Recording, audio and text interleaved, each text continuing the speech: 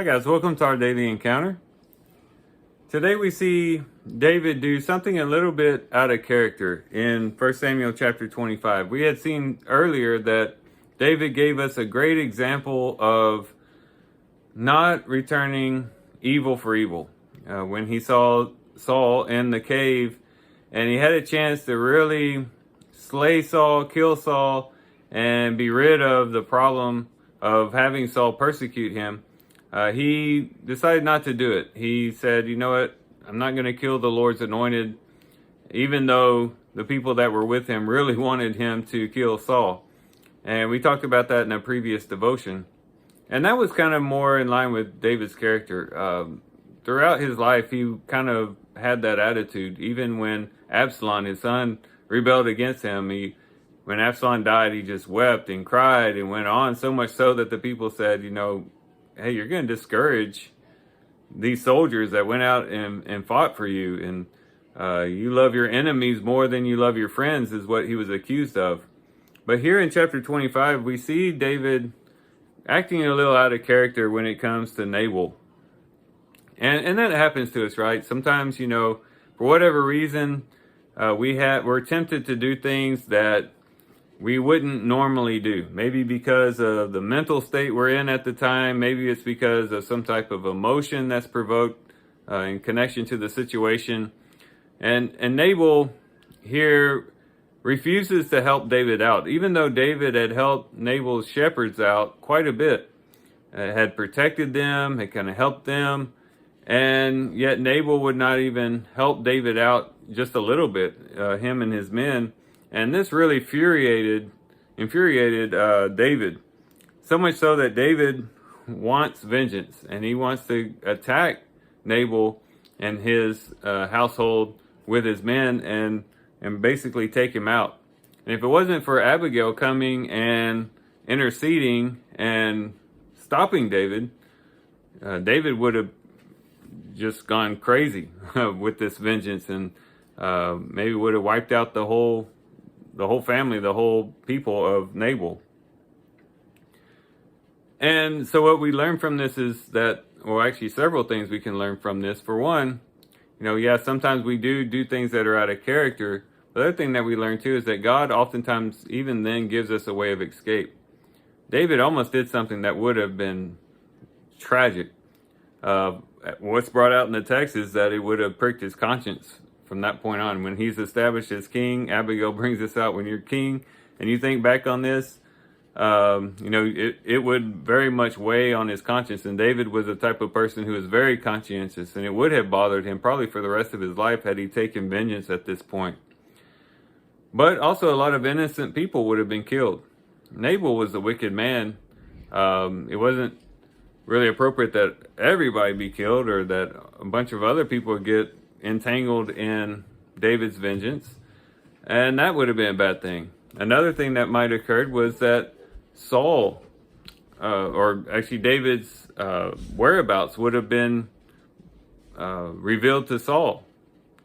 People would have heard about Nabal's house being destroyed and David going in and enacting vengeance. That would have carried up probably to the ears of Saul, and then Saul would have known where David was. You just don't know what type of things would have happened had David acted on this temptation that he had.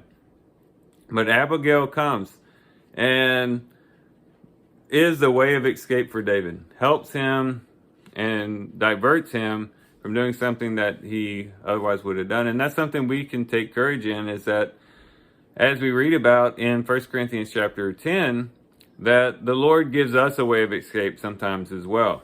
Or he's faithful to give us a way of escape every time, actually. So that no temptation has overtaken us, that we can't resist, because the Lord gives us a way of escape. Abigail was David's way of escape. David was intent on rendering vengeance on Nabal. But Abigail gave him a way out.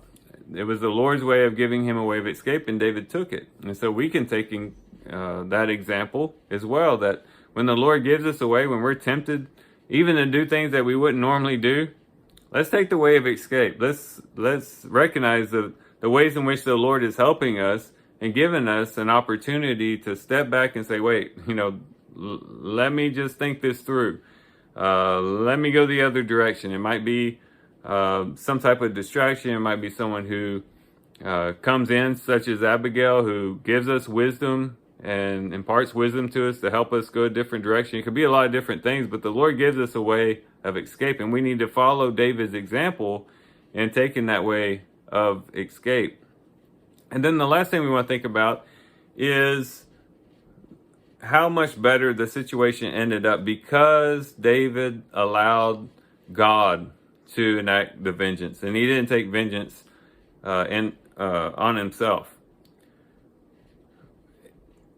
You know, as we mentioned before, a lot of bad things could have happened had David taken his own vengeance on Nabal.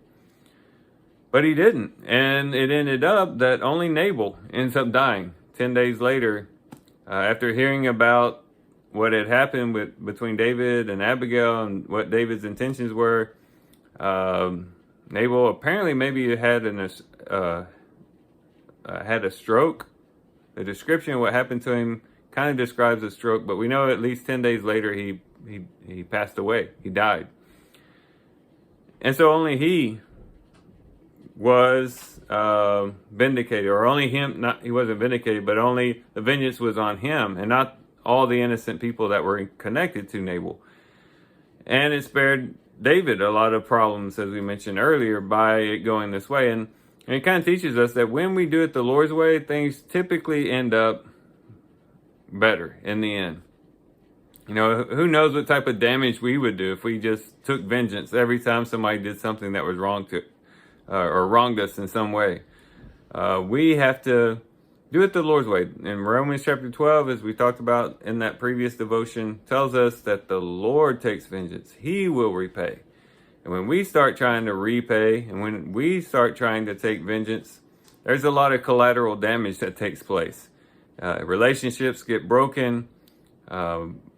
People get hurt, either emotionally, I don't know, maybe physically in some cases. But things don't typically turn out right when we take things into our own hands. We give that to the Lord. So there's a lot of lessons really to learn from 1 Samuel chapter 25. It's a really, really interesting story. Hopefully you guys will think these things through as you're reading through the chapter, and maybe you'll think of other things that you see in the chapter as well. Feel free to post those in the comments. But in either case, I do thank you guys for watching the video today. Hope you guys have a great day. Love you guys. God bless.